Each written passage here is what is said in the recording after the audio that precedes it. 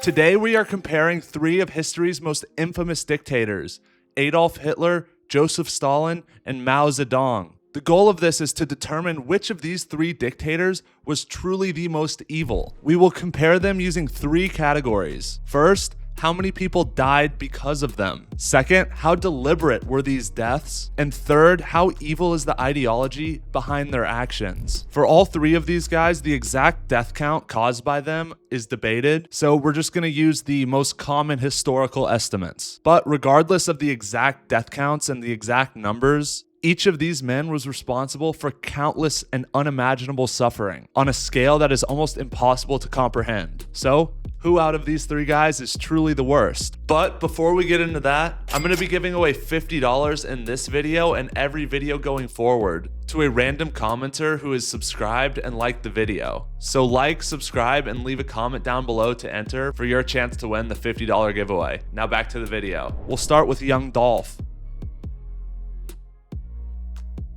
So Hitler's evil was built around the idea of race. Nazi ideology divided humanity into supposedly superior and inferior groups. Hitler believed that the Aryan race deserved to dominate Europe, while Jewish people, Roma, Slavic people, disabled people, and others were portrayed as threats to Germany's future. And this was not some simple political oppression. For certain groups, the goal was complete and utter extermination. The most obvious example is the Holocaust, in which, by most estimates, 6 million Jewish people were systematically murdered. And while I am inevitably going to get comments that say asterisks, it was 271,000, I don't care what the exact number is. Either way, it's unimaginably evil, right? Taking a life is objectively evil, regardless of the exact number, right? So during the Holocaust, Jewish families were identified, stripped of their property, loaded onto trains, were separated, imprisoned, and eventually murdered in concentration camps, gas chambers, or mass shootings. One of the most horrifying examples occurred at Babyn Yar in Ukraine. Over the course of only 2 days in September of 1941, murdered nearly 34,000 Jewish men, women, and children inside of a ravine. The victims were forced to undress, march forward in groups, and then they were shot. Hitler's regime also murdered approximately 250,000 disabled people through the Nazi euthanasia program. Patients, including children, were murdered through injections, through gas, through starvation, or intentional neglect. Additionally, millions of Soviet prisoners of war, Polish civilians, Roma political opponents, and others were also murdered. Altogether, Nazi Germany killed roughly 11 to 12 million civilians and prisoners for racial, political, or ideological reasons. That does not even include the broader death toll of World War II, which Hitler helped unleash through the invasion of Poland and later the Soviet Union. And what makes Hitler widely regarded as the most evil person throughout history is because of the intent behind all of the death. Hitler did not simply accept mass murder as a consequence of his plans, as a consequence of the war. For many of the victims, mass murder was the plan. And what makes it so much worse, in my opinion, is that if he used all these people as slaves, it would have been a better strategy for the war. But he didn't care about that. All he cared about was as many deaths as possible. So again, I don't care whether you think it's 6,271,000. This is obviously evil. Stalin's evil was built around paranoia, political control, and class warfare. Under Stalin, anybody could become an enemy. You could be a farmer, a soldier, a government official, or even a very loyal communist, and still find yourself arrested, tortured, or executed. One of Stalin's most destructive policies was forced collectivization. The Soviet government seized private farms and forced peasants into massive collective farms controlled by the states. Farmers who resisted were labeled as kulaks, meaning class enemies. Their property was taken, their families were deported, and many were sent into labor camps or were just plainly executed. The policy helped create devastating famines across the Soviet Union during the early 1930s, especially in Ukraine and Kazakhstan. Approximately 5 to 7 million people died of disease or starvation because of this collectivist ideology. What makes this especially horrifying is that Stalin and Stalin's people knew that these people were starving. They just didn't care. They received reports of mass death and empty villages,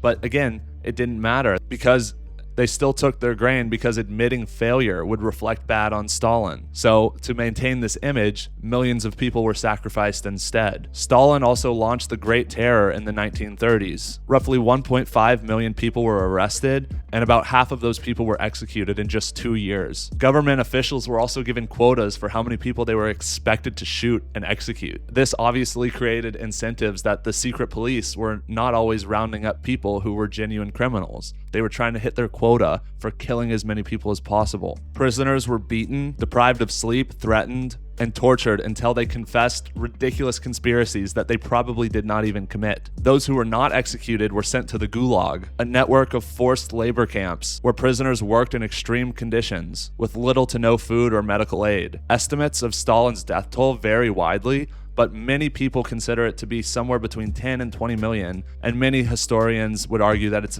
far more than that. Stalin's form of evil was different from Hitler's. Hitler murdered people largely because of what they are and who they are. Stalin murdered people because he needed enemies to justify his control. Mao Zedong's evil was built around revolutionary ideology and reckless utopianism. Mao believed that China could be completely transformed through communist willpower, even if traditional farming, economics, expertise, and basic reality suggested otherwise. His most destructive policy was the Great Leap Forward, beginning in 1958. Mao expected China to industrialize overnight. Millions of farmers were forced into enormous communes, while rural workers were ordered to produce steel in backyard furnaces. People melted farming equipment, tools, and household objects, but much of the metal they created was completely useless. Meanwhile, obviously, agriculture production completely collapsed, and local officials were too scared to report this, so they reported that production is increasing. The government then took the grain based on these false reports, leaving villages with pretty much nothing to eat. And when this was brought up, Mao considered criticism as a personal threat. Between roughly 30 and 45 million people were estimated to have died during the Great Leap Forward, although I would argue it was more. Millions starved while others were beaten, tortured, executed, or denied food for resisting government orders. Mao later launched the Cultural Revolution in 1966. Young people known as the Red Guards were encouraged to attack old traditions, religious beliefs, teachers, intellectuals, and supposed enemies of the revolution. During the Cultural Revolution, roughly 750,000 to 1.6 million people died, while tens of millions of people were persecuted, imprisoned, displaced, or were publicly abused. Mao likely had the highest death count of all three of these dictators. However, many of his victims were not directly selected for extermination. He created a system that punished criticism, ignored evidence, and a system where protecting this ideology caused millions and millions of people to die. His evil is treating human beings as disposable, which at its core is what communist ideology has to do. It has to do this. It's all about power. And the fact that communism is making a comeback in today's day and age is very scary. So, who was the most evil? By total estimated deaths, Mao comes in first place. His policies likely resulted in the death of 45 million or more people. Stalin's death toll was likely a bit lower than Mao's, but it was still incredibly high. And Hitler's death toll was the lowest of the three, but his death toll was the most intentional. But body count alone does not completely answer the question. Hitler's purpose behind it was intentional. Mao's purpose behind it was that he didn't really care about human suffering, and Stalin's purpose behind it was that he needed enemies for strategic control. And so really it comes down to a philosophical question. Is intent of evil more evil than neglect if neglect kills more people? I don't know. It's a difficult question, right? I would argue that the most evil is between Hitler and Mao, and Hitler probably takes the cake because of the intent. But I'd love to hear what you think below in the comments, because I think these three dictators are more close on their evil levels than most people give them credit for, right? Most people just say, clearly it's Hitler. I think it's closer than people think, but let me know below in the comments. If you like this video, please leave a like and subscribe, and don't forget to enter the $50 giveaway. Thank you.